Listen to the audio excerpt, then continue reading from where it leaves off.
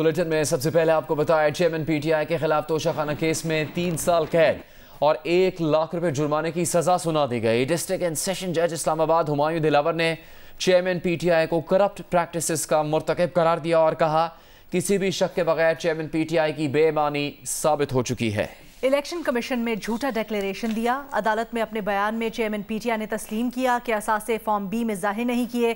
Chairman PTI ने जहां हर साल 4 बकरियां जाहिर करना जरूरी समझा, वहां इंतहाई कीमती असासे छुपा दिए। इससे मुताल्लिक देखिए अरफा फिरोज की रिपोर्ट। 9 माह में 44वीं समाअत के बाद तोशाखाना केस का फैसला बिलाखिर सुना दिया गया। सेशन जज हुमायूं दिलावर ने चेयरमैन पीटीआई को 3 साल कैद और 1 लाख रुपए जुर्माने की सजा सुना दी। जुर्माना अदा न करने पर मजीद 6 माह कैद काटना होगी। 30 सफ़ात पर मुश्तमिल तफसीली फैसले के मुताबिक चेयरमैन पीटीआई ने तस्लीम किया कि असासे फॉर्म बी में जाहिर नहीं किए। इकरार किया कि 2018-19 में तोहफे बेच दिए थे तो जाहिर करना जरूरी नहीं समझा। अदालत ने करार दिया है कि बेचे या मुंतकिल किए गए असासों की तफसील देना लाजिम है। साबित होता है कि चेयरमैन पीटीआई ने 2018-19 में इलेक्शन कमीशन में झूठा डिक्लेरेशन दिया। 2019-20 के तोहफे आगे गिफ्ट करने का एतराफ तो किया, लेकिन फॉर्म बी में जाहिर नहीं किए। तोहफे मुंतकिल करने का भी कोई सबूत नहीं दिया। 2019-20 का भी झूठा डिक्लेरेशन जमा कराया। तफसीली फैसले में कहा गया है कि साल 2020-21 में चेयरमैन पीटीआई ने कहा, तहफ 1 करोड़ 16 लाख रुपए में खरीदे। रकम फॉर्म बी में नहीं, कीमती चीजों के कॉलम में लिखी। फॉर्म बी में बैरून मुल्क से मिलने वाले तोहफों का खाना मौजूद है, मगर इसमें कुछ नहीं लिखा गया।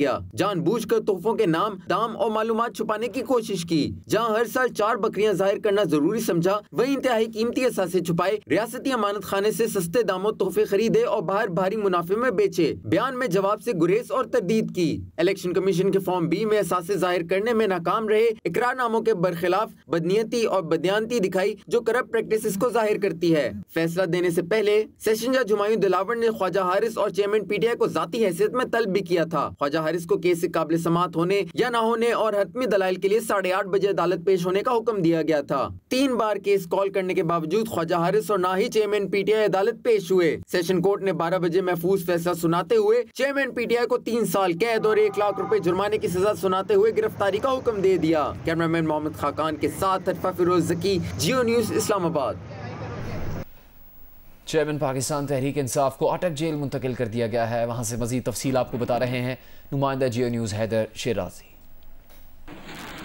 चेयरमैन तहरीक इंसाफ को तोशाखाना केस में लाहौर से गिरफ़्तार किया गया। तोशाखाना केस में हुमायूं दिलावर ने 3 साल कैद की सज़ा सुना दी है। उसके बाद चेयरमैन तहरीक इंसाफ को लाहौर से गिरफ़्तार किया गया। अब अटक जेल उन्हें मुंतकिल कर दिया है। अटक जेल के बाहर यहाँ पर पुलिस की भारी नफरी यहाँ तैनात की गई है और इसके अलावा यहाँ पर चेयरमैन तहरीक इंसाफ के लिए जो काफ़िला आया था, जो उन्हें अटक जेल मुंतकिल करने के लिए लाया गया था, साथ था काफ़िला।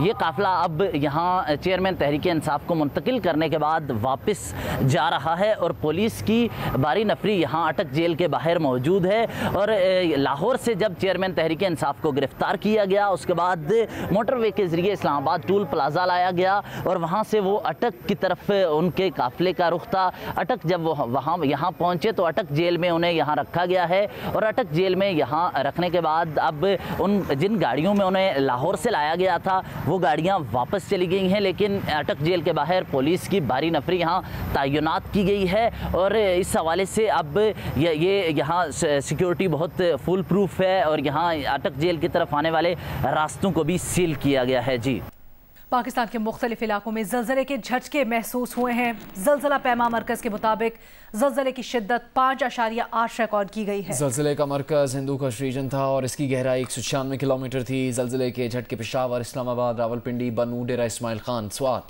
दिया, मिर्चलास, नौशहरा, मानसहरा, दीरबाला, दीरपाई, मालाकंड, मियांवाली और लाहौर में भी महसूस किए गए हैं।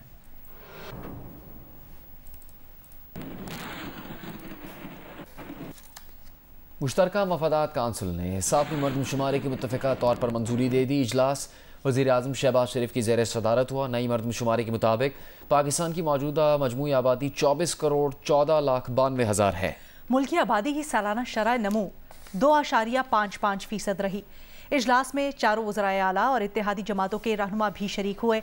बलोचिस्तान अवामी पार्टी के डॉक्टर खालिद मक्सी, MQM के सैयद अमीनुल हक, JUI के मौलाना असद महमूद और पाकिस्तान पीपल्स पार्टी के कमर जमान कायरा ने खुसूसी दावत पर शिरकत की। इजलास को बताया गया कि पंजाब की आबादी 12 करोड़ 76,80,000, सिंध की आबादी 5 करोड़ 56,90,000, खैबर पख्तूनख्वा की आबादी 4 करोड़ 8,50,000 और बलूचिस्तान की आबादी 1 करोड़ 48,90,000 हो गई है। इस्लामाबाद की आबादी 23,60,00,000 रिकॉर्ड की गई है।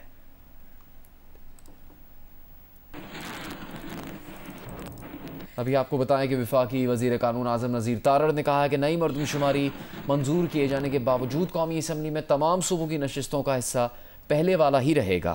सूबों के अंदर मुख्तलिफ अजला के हल्कों में तब्दीली हो सकती है। जियो न्यूज़ से गुफ्तगू में कहा, हल्का बंदियों का काम 120 दिन में होना है। अब ये इलेक्शन कमीशन पर है कि वो हल्का बंदियों का काम कितने दिन में करता है।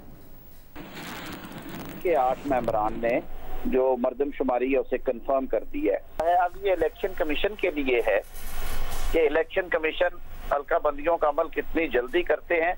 मैक्सिमम ये 3 माह जो है या 4 माह, 120 दिन की एक आउटर लिमिट है जिसमें ये सारा मामला होना होता है। लेकिन एक आज के रिजल्ट्स में बात वाज़ेह हुई है कि सूबों की जो नशिस्तें हैं कौमी असम्बली की, उनका जो हिस्सा है वो वही रहेगा जो इस वक्त आईने पाकिस्तान के मुताबिक है, उसमें कोई रद्दोबदल नहीं होगा। जब सूबे के अंदर सीटों की तकसीम है वो जो शहरी देही आबादी का तनासुब है उसके मुताबिक होगा और वो बिल्कुल उसमें हल्का बंदियों का मकसद ये होता है कि पैरिटी में आ जाए, तो ये एक्सरसाइज होगी। PTI पार्लियामेंटेरियंस के रहनुमा परवेज खटक कहते हैं कि चेयरमैन PTI का Toshakhana case open and shut case था। उन्होंने कहा कि मुश्तरका मफादात काउंसिल के फैसले की वजह से इलेक्शन मजीद ताखीर का शिकार हो जाएंगे। ये तोशाखाना वाला केस तो एक ओपन शट केस था, क्योंकि अगर आप अपने रिटर्न भी नहीं दिखाते हैं, आप इलेक्शन कमीशन को अपना सारा हिसाब नहीं देते हैं, अपने असासे छुपाते हैं, तो डेफिनेटली सजा मिलेगी। तो अगर इनके पास सबूत था तो ये मसला नहीं बनना था, क्योंकि सबूत नहीं थे और चीज़ें छुपाई गई थी, जो बहुत शर्म की बात है। मुझे बहुत अफसोस से कहना पड़ता है कि इमरान खान जो अपने आप को इतना साफ और इतना ईमानदार कहता था, जो काम किए हैं बड़े अफसोसनाक है। और आज जो ये फैसला आ गया सेंसस के बारे में, इससे तो साफ जाहिर हो गया कि इंतखाबात इस साल नहीं होगी, क्योंकि 4 महीने तकरीबन हल्का बंदियों में लगेंगे, फिर इलेक्शन तो मेरे ख्याल में 5-6 महीने के बाद ही इलेक्शन होंगे। चेयरमैन PTI की गिरफ्तारी पर इस्तेहकाम पाकिस्तान पार्टी के सदर अब्दुल अलीम खान का कहना है कि इंसान जो बोता है वो ही काटता है। चेयरमैन तहरीक इंसाफ की गिरफ्तारी पर रद्द अमल में इस्तेहकाम पाकिस्तान पार्टी के सदर अब्दुल अलीम खान ने कहा कि अल्लाह अल हक है, ये मकाफात अमल है। मकबूजा कश्मीर की खुसूसी हैसियत ख़त्म करने के गैर कानूनी भारतीय इक़दाम को 4 साल मुकम्मल होने पर आज़ाद कश्मीर और पाकिस्तान भर में आज यौम इस्तेहसाल कश्मीर मनाया गया।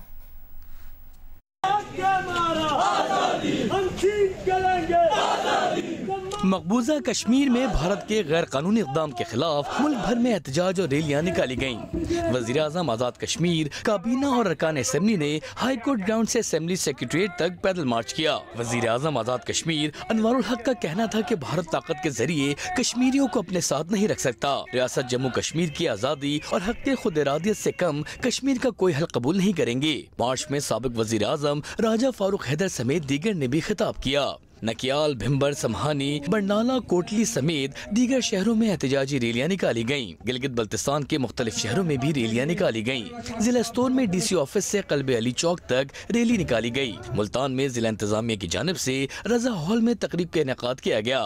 गुजरांवाला, भावलपुर, भावल नगर, सरगोधा, राजनपुर, झंग, मुजफ्फरगढ़ समेत कई शहरों में भारतीय इक़दाम के खिलाफ एहतजाज किया गया। हैदराबाद में जिला इंतजामिया के ज़ेर एहतमाम रैली में मुख्तलिफ स्कूलों और कॉलेजों के तलबा और तालबात और साज़ा की बड़ी तादाद शरीक हुई।